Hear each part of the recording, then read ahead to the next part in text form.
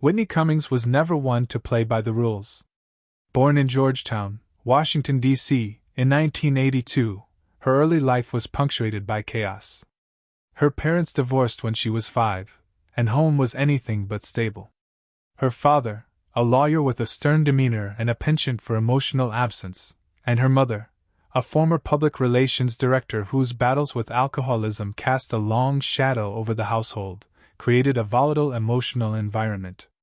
Whitney found herself oscillating between silence and survival, learning to read rooms with a precision that would later become her comedic superpower. In the face of instability, she discovered an early talent for diffusing tension with humor. It began with mimicry and impressions, a sort of social camouflage. If she could make her mother laugh, perhaps she wouldn't drink that night.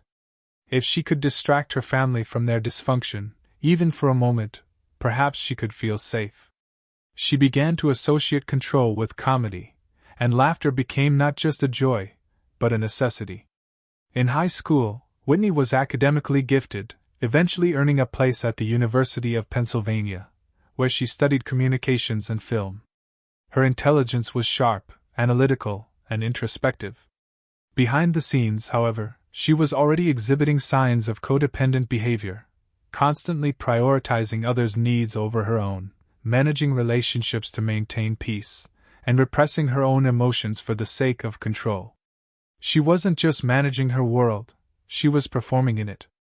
After college, she moved to Los Angeles and began working behind the scenes in media production, but it wasn't long before she found herself drawn to the stage.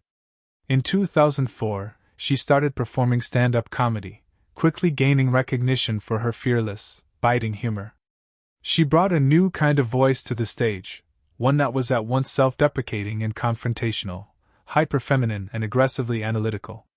Her comedy dissected the absurdity of relationships, the contradictions of gender roles, and the impossible standards placed on women.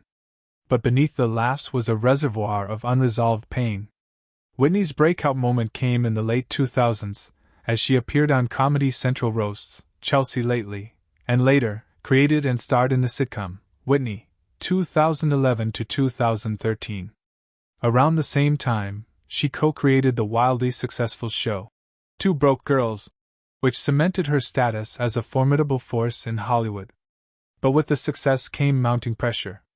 She was the boss on her set, the face of her brand, and the controller of every detail.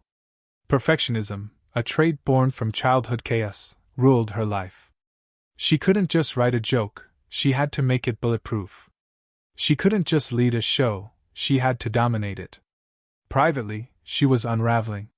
Behind the scenes, she was navigating toxic relationships, struggling with eating disorders, and dealing with deep emotional exhaustion. Her need to be perfect, to fix others, to control every variable, was wearing her down. The girl who once used humor to survive was now trapped in a persona she could no longer manage. But she didn't stop. She kept performing, writing, producing, and showing up with a smile.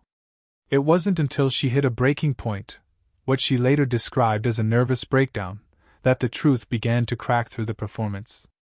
In therapy, she began to confront her history of codependency, the toll of people-pleasing, and the emotional repression that had driven her ambition. For the first time, she allowed herself to be vulnerable, to admit that the strong, funny woman on stage was also deeply hurt and human. That reckoning would become the fuel for a new chapter in her comedy, one that didn't just hide pain behind punchlines but integrated it, explored it, and even healed through it. Her 2019 Netflix special, Can I Touch It?, marked a turning point. It wasn't just funny, it was introspective, fearless, and refreshingly honest. In the special, Whitney tackled issues like artificial intelligence, female empowerment, and her own neuroses with a newfound openness. She was no longer just making fun of the world, she was trying to understand her place in it. Whitney's evolution is a testament to the power of vulnerability. In a comedy world that often rewards bravado and cynicism, she chose a different path, one that embraces truth, even when it's uncomfortable. And in doing so, she not only redefined her career, but helped reshape the landscape of stand-up comedy for women. In the chapters to come, We'll explore the moments that defined her rise, the demons she battled along the way, and the revelations that ultimately set her free. She once said, "Comedy is about telling the truth in a way people can handle." And perhaps no one embodies that more than Whitney herself. By the time Whitney Cummings entered her early 30s, her name was known in comedy circles, TV writing rooms, and among aspiring comics who saw her as a trailblazer. But fame, as it often does, came with a cost. And for Whitney, that cost was invisibility, specifically, the invisibility of her authentic self beneath the armor of success. Her 2011 NBC sitcom, Whitney, loosely based on her own life, was a professional milestone. It was the era when networks were gambling on female-driven comedy, and Whitney was at the forefront. She wasn't just starring in the show, she was producing, writing, and creatively steering the entire operation. To the outside world, she was thriving. Behind the scenes, though, the stress of control, creative, emotional, and logistical, was slowly eroding her joy. She worked obsessively, often sleeping on the studio lot, reviewing edits at 3 a.m., and micromanaging scripts until they aligned perfectly with her vision. It wasn't just dedication, it was a compulsion born from childhood. If she could control everything, she wouldn't be hurt. If she made no mistakes, no one could abandon her. But showrunning isn't therapy. It's a battlefield. And Whitney was both general and soldier. Simultaneously, her co-creation of Two Broke Girls with Michael Patrick King brought in commercial success. The show ran for 6 seasons and became one of CBS's most bankable comedies. But it also sparked criticism over its raunchy humor and one-dimensional characters. Whitney defended it with pride, but privately, the tension between public perception and personal intention began to gnaw at her. She had always used her sharp tongue to navigate tricky waters, but now the laughs sometimes felt hollow. In interviews during this period, she was often asked the same questions. What's it like to be a woman in comedy? How do you juggle it all? Are you really like your on-screen character? Each answer required a carefully constructed mask.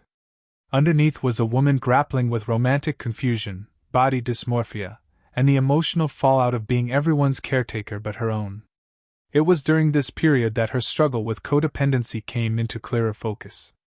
In relationships, she found herself constantly trying to manage her partner's moods, walking on eggshells to keep peace, often falling for emotionally unavailable or volatile men who mirrored the chaos of her upbringing. She mistook fixing for love, empathy for obligation. She didn't want to be left. So she gave and gave, until she was depleted. She spoke later about dating narcissists, and how she tried to morph into whatever her partner needed, suppressing her voice to avoid conflict.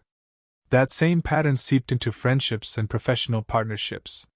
She was addicted to approval. And when she didn't get it, she felt unmoored.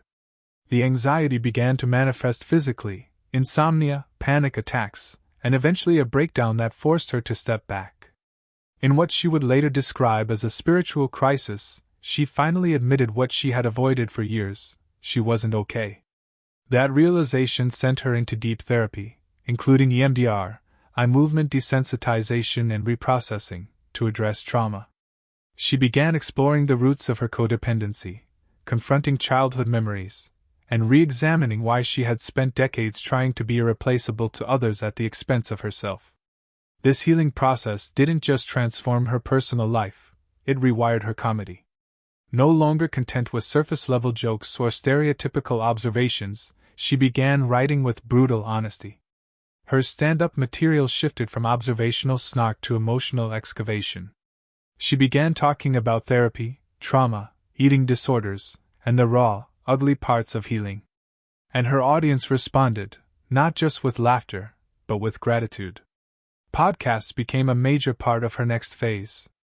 On shows like Good For You, she invited guests into long-form, intimate conversations. She didn't play a character. She was just Whitney, curious, vulnerable, sharp. It became clear that she was no longer afraid to show the cracks. In fact, the cracks were where the light came through. In the age of curated Instagram perfection, Whitney's transparency was refreshing. She talked openly about freezing her eggs, about setting boundaries, about the heartbreak of betrayal, and about the work it takes to truly love yourself. For someone who once masked everything with a punchline, this level of honesty felt revolutionary, not just for her, but for comedy as a whole. Through it all, she remained fiercely funny.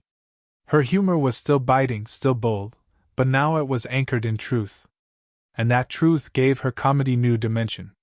She wasn't just making people laugh, she was helping them heal, starting with herself. Whitney Cummings had climbed the mountain of fame.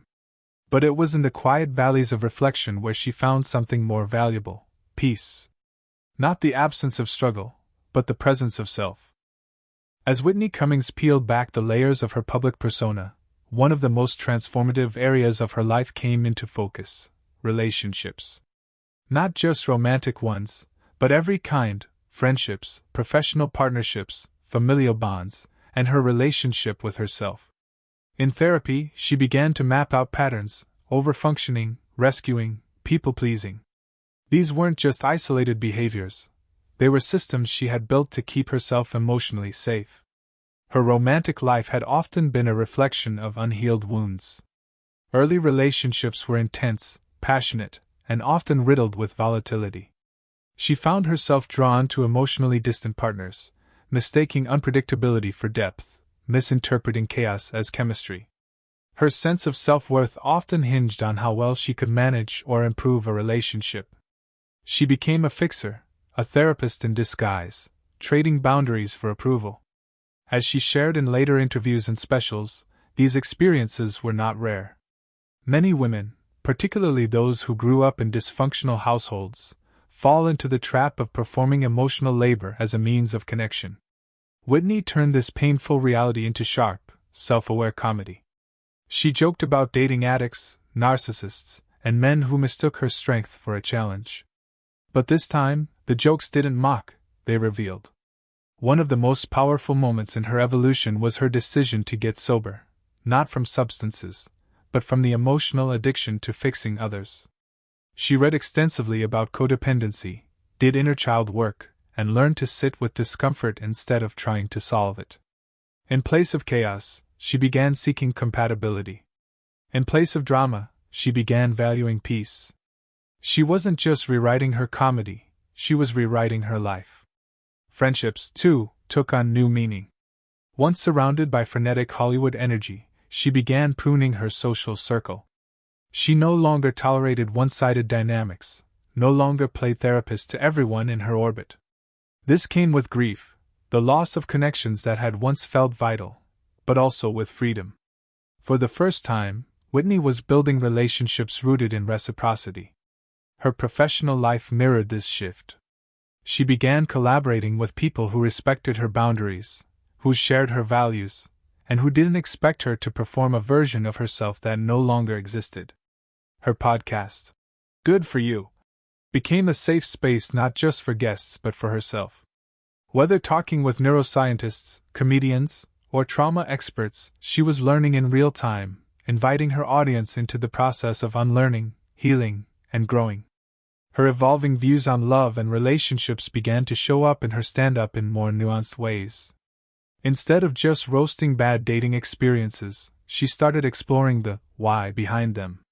She examined the ways women are conditioned to give without receiving, to accept breadcrumbs and call it love. She joked about the absurdity of dating apps, but underneath the humor was a sincere longing for connection, not just romantic, but soul-level. One of her most revealing specials came after a particularly difficult breakup. Instead of hiding behind polished anecdotes, she walked the audience through the unraveling of a relationship and the rebuilding of self. She made jokes about freezing her eggs, about misreading red flags, about confusing adrenaline with intimacy. But the power wasn't in the laughs, it was in the vulnerability. She was teaching her audience that it was okay to be heartbroken, okay to not have it figured out, okay to learn love late. Her willingness to be that raw was radical in a comedy world that often values sarcasm over sincerity. Whitney didn't care. She was no longer interested in being liked, she was interested in being real. And yet, this transformation didn't come without setbacks. There were moments when old patterns returned, when she doubted herself, when healing felt more like a spiral than a straight line. But she stayed the course. She had learned that growth wasn't linear, and that sometimes, the most courageous thing a person can do is simply not go back to what once broke them. Her new relationships, romantic or otherwise, were now marked by something she had once feared: honesty. She learned to say no. She learned to rest. She learned to ask for what she needed without apologizing for it. And slowly, that created a foundation not just for healthier connections, but for a healthier self. Whitney Cummings had built a career on making people laugh. But now, she was teaching them something far more powerful: how to love themselves enough to walk away from what hurts. In doing so, she was changing not just the comedy world, but the culture around love, relationships, and emotional survival. As Whitney's personal evolution deepened, so did her public voice. No longer satisfied with being just a comic or TV producer, she began to fully embrace her role as a cultural commentator, podcast host, and advocate for emotional honesty. The years she spent unraveling her own patterns gave her not only more authentic material, but a new purpose. She didn't want to just make people laugh anymore. She wanted to help people feel less alone. This shift was most evident in the transformation of her podcast, Good For You. Originally conceived as a free-form space for humor and conversation, it quickly evolved into something deeper. Whitney used the show to platform a wide array of voices: neuroscientists, trauma experts, relationship therapists, comedians, artists, and thinkers, often diving into themes of emotional resilience, brain science, and healing. Her curiosity became a catalyst. She wasn't afraid to ask hard questions, and she didn't mind admitting what she didn't know. What made her interviews compelling was her complete rejection of performative intelligence. She was sharp, yes, but she was also deeply human. She laughed at herself, told awkward stories, and admitted her own blind spots. She spoke openly about therapy, boundaries, brain chemistry, emotional dysregulation, and self-worth. In doing so, she gave her audience permission to do the same. Whitney's candor resonated with listeners who had grown weary of curated, polished personas. She didn't edit out the messy parts of conversations. In fact, she often lingered there. When discussing trauma, she'd acknowledge her own. When discussing shame, she would share how it lived in her body. Her comedic timing never faded, but it became something different. Humor wasn't just a release anymore. It was a tool for digestion, for understanding pain, for making complexity bearable. Her use of platforms extended beyond her podcast. On social media, she used her visibility to challenge narratives around body image, mental health, reproductive autonomy, and the pressures placed on women in the entertainment industry. She spoke out against exploitative power structures and advocated for safer workspaces, especially for women in comedy. But Whitney never positioned herself as a guru. She made it clear she was still learning. That humility was part of her power. She didn't preach, she processed. Her content didn't say, "Follow me." It said, "I'm figuring it out too." Her vulnerability brought her into new circles, those interested in wellness, neuroscience, trauma recovery, feminism. She even began collaborating with scientists and therapists to better understand her own healing journey. She read academic texts on attachment theory, polyvagal theory, and the biology of trauma, not to sound smarter, but to better explain what was happening inside herself and others. In one viral podcast episode, she spent nearly an hour breaking down the concept of codependency, not with clinical detachment, but with lived-in examples. She spoke about the discomfort of setting boundaries, the guilt of saying no, and the terror of not being needed. It wasn't a lecture, it was a confession. And it struck a chord. This new chapter didn't mean she stopped doing stand-up. On the contrary, her comedy became richer and more nuanced. Live shows became part performance, part storytelling, part TED Talk. Audiences came expecting jokes but left with something more, a sense of connection, of validation, of truth. And in a world increasingly driven by algorithms, filters, and image management, Whitney's rawness became a quiet form of rebellion. She didn't filter her face into perfection. She didn't script every moment. She leaned into silence. She cried on mic. She owned her anxiety. She laughed at her own absurdity. Her comedy specials began to feel like memoirs in motion. She used the stage to work out real-time realizations.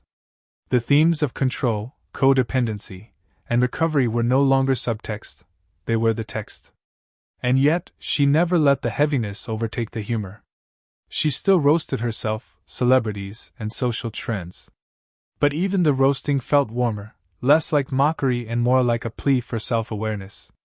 She also started mentoring younger comedians, particularly women, who felt pressured to conform to either extreme, the polished performer or the broken tragic genius. Whitney modeled a third way. One where you could be funny and flawed, sharp and kind, vulnerable and powerful. In interviews, when asked if she regretted anything about her early career, she answered with characteristic complexity. "I don't regret working hard, I regret working hard for the wrong reasons," she once said. "I was trying to be invulnerable. But now I think the point is to let people see you break and rebuild." That philosophy began to define her brand, not just in entertainment, but in the cultural conversation at large. She became a voice for those who had once felt voiceless. Not because she told their stories for them, but because she showed that sharing your own story, mess and all, was enough. As Whitney stepped more into her truth, the line between her art and her advocacy blurred. She wasn't trying to entertain the world anymore, she was trying to elevate it. Through honesty. Through humor. Through hope. Work not to prove her worth, but to express her truth, and how that changed the story she chose to tell. Whitney Cummings stood in front of the microphone, heart pounding. The lights were warm on her face, the audience just a blur of silhouettes waiting for the punchline. But this time, she wasn't just telling a joke. She was sharing a truth. A raw, bruised truth that had been buried under years of performative laughter. This wasn't about being liked anymore, this was about being real. The decision to expose her vulnerabilities on stage didn't come easily. For years, Whitney had built her comedic persona on control, every joke meticulously crafted, every story told with a punchline that kept her safely at arm's length from the audience. Vulnerability was weakness. Or so she had believed. But now, with therapy, introspection, and a growing discomfort with the emotional cage she had created, Whitney was ready to change the script. One of the pivotal moments came during the writing of her Netflix special. Can I touch it? The special was already breaking new ground, featuring not only her signature rapid-fire wit but also a lifelike robot replica of herself, a bizarre yet perfect metaphor for how she had learned to survive, by being the version of herself that others wanted. A programmable, agreeable, smiling woman. But behind the scenes, Whitney was in rebellion. She began dismantling the defenses she had spent her whole life perfecting. In sessions with her therapist, she confronted the deep origins of her people-pleasing nature. She was no longer satisfied with being the cool girl, the one who didn't make demands, who laughed everything off, who turned pain into a punchline and heartbreak into a humble brag. She was tired of being a palatable product. At home, this transformation rippled into her relationships. Friends noticed she was setting firmer boundaries, saying no, without justifying it, no longer offering emotional labor as a default setting. Her phone, once constantly buzzing with messages from people relying on her to fix, solve, support, entertain, was quieter now. At first, the silence was unsettling. But eventually it became a form of peace. Romantically, Whitney began to reevaluate what intimacy meant. It was no longer about avoiding conflict or overfunctioning to keep a relationship afloat. She started embracing the uncomfortable truths, the awkward conversations, the negotiations of needs, the revelation that true intimacy didn't come from caretaking but from authenticity. For the first time, she wasn't afraid to be too much or not enough. She was just learning to be Whitney. Professionally, she found herself at another crossroads. Offers were rolling in, scripts, deals, appearances. But many of them required her to maintain the same public image she was trying to shed. Did she want to keep making comedy that amused at the expense of honesty? Could she be both hilarious and healing?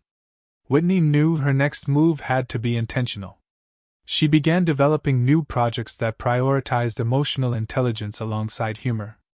She didn't want to create characters that were merely funny, she wanted them to be complicated, conflicted, evolving. She started writing stories about women who weren't just punchlines but who were navigating real trauma, making real mistakes, and asking real questions. Offstage, she began exploring modalities of healing that had once seemed too woo-woo for her hyper-rational, control-loving brain. Meditation, EMDR, somatic therapy, each practice chipped away at the calcified layers of her perfectionism. She started to feel her body again, noticing where tension lived, where emotion pooled, where her inner child still whispered fears of abandonment and failure. One of the most radical acts she undertook during this time was simply being still. No stage, no camera, no applause. Just silence. It was terrifying. It also became her most powerful teacher. Stillness forced her to confront the stories she told herself, the belief that love must be earned, that rest is laziness, that chaos is normal. Slowly, painstakingly, she began rewriting those beliefs. She learned that worth wasn't conditional. That rest could be sacred. That peace didn't have to be boring. This internal renovation inevitably reshaped her comedy. Her jokes didn't land the same way anymore, because they weren't coming from the same place. They were deeper, richer, messier. She was no longer afraid to let a moment linger, to hold a pause, to make space for the uncomfortable. And surprisingly, the audience didn't turn away. They leaned in. Her vulnerability became a magnet. Audiences recognized themselves in her stories, not the curated versions, but the jagged, unedited ones. The breakups, the therapy breakthroughs, the panic attacks, the moments of wild laughter in the midst of despair. Whitney was no longer offering escapism, she was offering empathy. This shift also altered her relationship with fame. In the past, attention had been a drug, a way to fill the void. But now, she saw it as a tool. Visibility gave her a platform, and she was determined to use it for something more than just entertainment. She started advocating for mental health awareness, especially in the comedy world, where pain often masquerades as punchlines. Her honesty was contagious. Comics who had once guarded their pain with sarcasm began opening up. Fans wrote letters describing how her work gave them permission to be themselves. For the first time, Whitney felt a kind of success that wasn't measured in ticket sales or ratings. It was measured in connection. Still, the process wasn't linear. There were days when the old instincts kicked in, the urge to perform, to please, to disappear behind the curtain of humor. But she was learning to notice, to pause, to choose differently. One particular night, after a deeply personal set, a young woman approached her backstage, tears in her eyes. "You made me laugh," she said. "But more than that, you made me feel like I wasn't crazy." Whitney smiled. That was the whole point. With her personal transformation unfolding and her comedy deepening, Whitney Cummings found herself stepping into a broader role, one that blended entertainer, advocate, and cultural critic. No longer content to stay confined to the stage or the writer's room, she began leveraging her platform to challenge norms, amplify marginalized voices, and push conversations forward. Whitney's podcast, Good For You, blossomed into a hub of honesty and insight. It was a place where taboos were broken and emotional literacy was celebrated. Guests ranged from neuroscientists explaining brain chemistry to fellow comedians confessing their darkest moments. Whitney herself was no longer just the host, she was a fellow traveler, navigating the messy terrain of mental health, identity, and connection alongside her listeners. Her willingness to share her own struggles publicly, panic attacks, codependency, therapy, helped destigmatize issues that many felt ashamed to discuss. She understood that visibility was a kind of activism. By modeling vulnerability, she created a ripple effect, encouraging others to seek help and speak up. In the entertainment industry, Whitney became increasingly outspoken about systemic issues, gender inequality, harassment, mental health stigma, and the pressures women face to be perfect. She used interviews, social media, and panel discussions to shed light on these realities, refusing to accept silence or complicity. This advocacy was deeply personal. Whitney saw reflections of her own past, of battles fought in private rooms and silent struggles behind closed doors, in the stories of countless women in comedy and beyond. She became a mentor to younger comedians, particularly women, encouraging them to embrace their complexity and demand respect. At the same time, Whitney faced the challenge of balancing ambition with authenticity. Hollywood often demands that women present themselves as flawless commodities, but Whitney was determined to remain true to her evolving self. She rejected projects that didn't align with her values, choosing instead to develop work that honored the fullness of human experience. Her creative ambitions expanded beyond stand-up and television.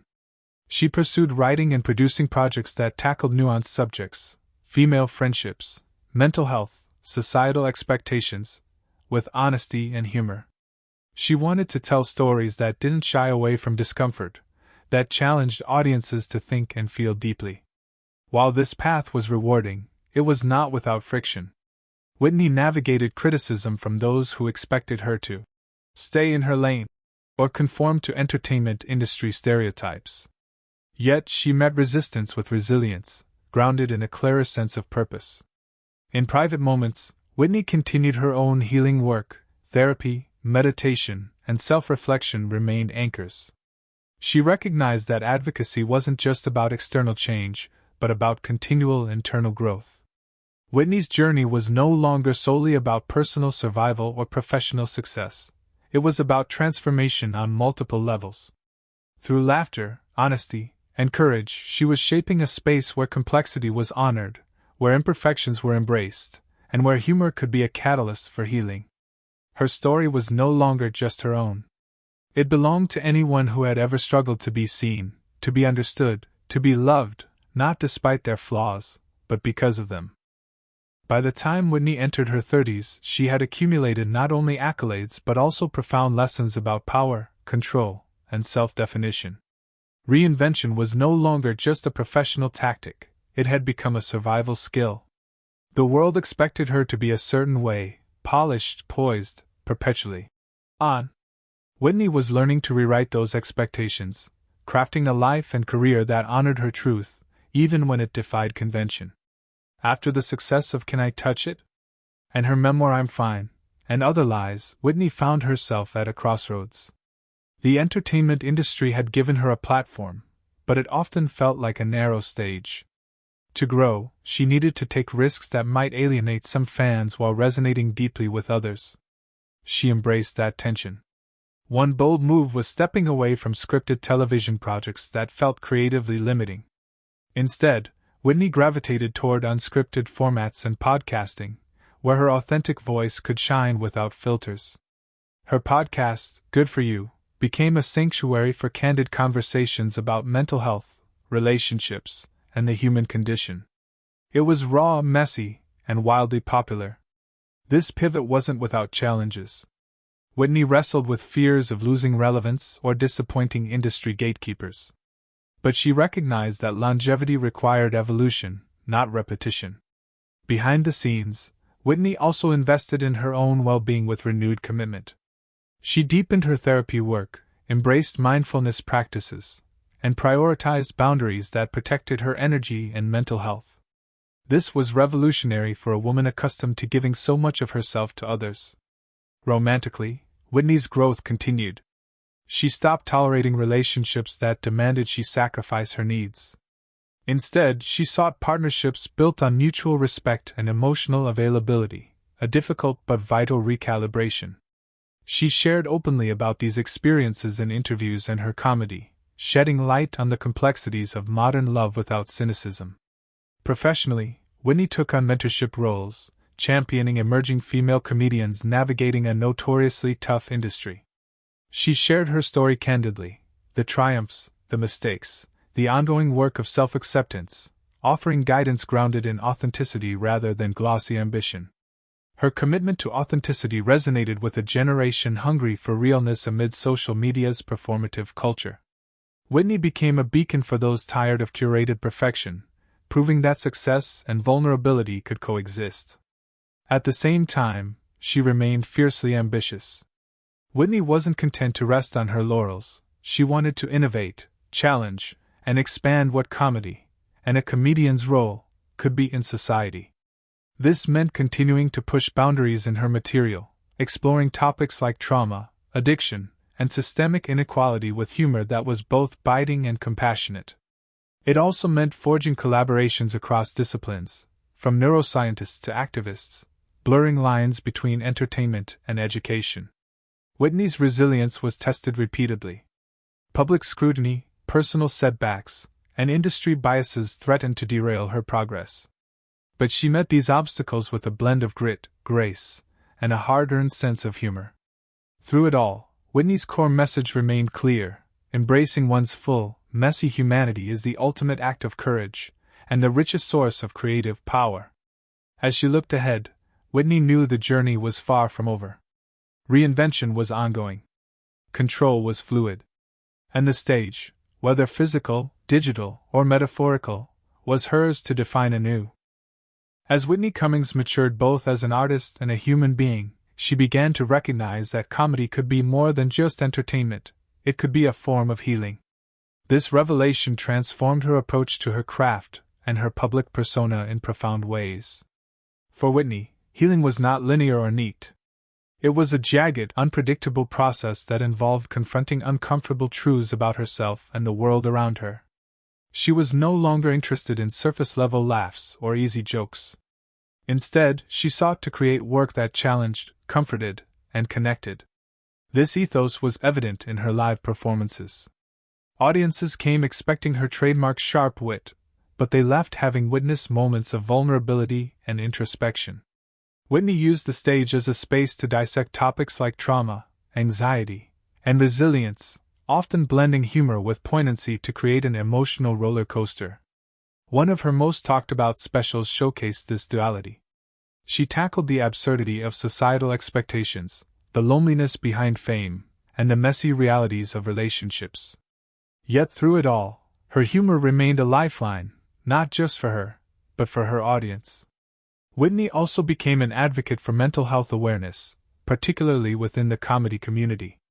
She understood firsthand the stigma that often silenced comedians from seeking help. By openly sharing her own struggles, she helped normalize conversations about therapy, addiction, and emotional well-being. Her podcast, Good For You, was instrumental in this work. Episodes that delved into neuroscience, trauma recovery, and emotional regulation drew a dedicated following. Whitney's curiosity and empathy created a welcoming environment where guests and listeners alike felt safe exploring difficult subjects. This blending of humor and healing extended beyond her own platforms. Whitney collaborated with mental health organizations and nonprofits, lending her voice and visibility to campaigns aimed at reducing stigma and increasing access to resources. At the same time, Whitney remained aware of the challenges in balancing personal vulnerability with public expectation. The entertainment industry often demanded she be funny first, human second.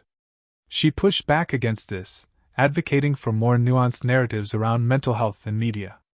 Her willingness to share imperfect, messy truths resonated deeply with a society increasingly hungry for authenticity amid a culture of curated perfection. Whitney's journey inspired many to rethink how comedy could function, not just as escapism, but as a mirror reflecting the complexities of real life. This period also saw Whitney experimenting with new creative formats, including scripted shows that addressed mental health themes with humor and heart, and intimate storytelling podcasts that blurred the lines between performer and participant. Through all these endeavors, Whitney remained committed to growth. She continued her personal healing practices, recognizing that her ability to help others depended on her willingness to keep doing her own work. Her message was clear: humor and healing are not mutually exclusive. They can, and must, coexist to create meaningful change, both on stage and off. As Whitney's influence expanded, she became a role model not just for comedians, but for anyone grappling with their own struggles and seeking to find light through laughter.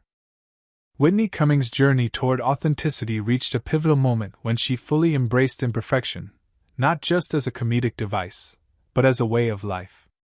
This shift resonated with audiences and reshaped cultural conversations about vulnerability, strength, and identity. For years, Whitney had wrestled with the pressure to be perfect, to deliver flawless performances, maintain an image of control, and hide the messy parts of herself. But life had taught her that perfection was an illusion, a cage that trapped creativity and connection. Her comedy evolved to reflect this truth. She began sharing stories that revealed her flaws, moments of anxiety that spiraled out of control, failed relationships, struggles with self-worth, and the ongoing challenge of managing mental health. These confessions were not cries for sympathy. They were acts of radical honesty. Audiences responded with overwhelming empathy. Fans wrote letters and messages expressing how Whitney's openness helped them feel less alone in their own struggles. In a world saturated with curated lives and filtered images, Whitney's rawness was a breath of fresh air. This embrace of imperfection also transformed Whitney's relationship with herself. She stopped punishing herself for setbacks or flaws and instead approached her humanity with compassion. This mindset allowed her to take creative risks that previously felt too vulnerable. Her projects began to reflect this newfound freedom. Whitney developed stories centered on complex female characters who navigated the contradictions of modern life without tidy resolutions. She wanted to show that strength wasn't about having it all together but about showing up, flaws and all. On a personal level, Whitney cultivated deeper connections grounded in honesty. She found that by being seen fully, both her brilliance and her brokenness, she attracted relationships that were more genuine and supportive. Whitney also became an advocate for dismantling societal expectations around women's behavior, particularly in comedy and entertainment. She challenged stereotypes that demanded women be likable, restrained, or sanitized. Instead, she celebrated the messy, contradictory, fiercely human aspects of womanhood. This stance positioned her as a trailblazer in a shifting cultural landscape. Whitney's voice helped broaden the narrative around success, vulnerability, and what it means to be a woman in the public eye. The impact rippled beyond comedy. Whitney's candid conversations about mental health, codependency, and self-acceptance influenced conversations in workplaces, schools, and communities. Her story inspired others to prioritize authenticity over appearances. Whitney's willingness to be imperfect also deepened her empathy as a creator. She approached collaborations with openness and humility, valuing diverse perspectives and stories that challenged conventional norms. Through this evolution, Whitney redefined what it meant to be a successful comedian and public figure. Success was no longer about accolades or fame, but about the courage to be seen and to see others in return. Her legacy was taking shape, not just as a comedian who made people laugh, but as a catalyst for change who helped create space for realness in a world that often demands masks. As Whitney prepared for the next chapter of her career and life, she carried with her the profound understanding that true power lies not in control or perfection, but in the messy, beautiful act of being human. As Whitney Cummings steps into the next phase of her life and career, she carries with her a legacy that transcends laughter. Her journey, from a young woman shaped by trauma and codependency to a powerful voice of authenticity and vulnerability, has opened a new chapter not only for herself but for comedy as a whole. Whitney's evolution reflects a broader cultural shift, one that values emotional honesty and challenges outdated notions of strength. By blending humor with healing, she has expanded the possibilities of what stand-up and storytelling can be. Comedy is no longer just a stage for jokes. It is a platform for connection, growth, and transformation. In this new era, Whitney continues to innovate. She develops projects that highlight the complexities of modern life, the intersection of mental health and creativity, and the lived experiences of women navigating a demanding world. Her work pushes boundaries, inviting audiences to confront uncomfortable truths while finding laughter and shared humanity. Whitney's impact extends beyond the entertainment industry. As an advocate for mental health, she uses her platform to raise awareness, reduce stigma, and encourage open dialogue. She mentors the next generation of comedians and creators, inspiring them to embrace their full selves and use their voices boldly. Her personal growth remains ongoing. Whitney embraces imperfection, recognizes the power in vulnerability, and nurtures relationships built on authenticity. She continues her own healing journey, understanding that self-care and self-awareness are lifelong practices. Whitney's story is a testament to resilience, the ability to transform pain into power, control into freedom, and performance into presence. It reminds us that the most compelling stories are not those of flawless triumph but of courage in the face of imperfection. As audiences laugh at her jokes and reflect on her truths, Whitney has redefined what it means to be a comedian in the 21st century. She has shown that humor and heart are not opposing forces but complementary ones, each enriching the other. Looking ahead, Whitney is poised to continue breaking new ground, pioneering work that honors complexity, fosters empathy, and celebrates the beautiful messiness of being human.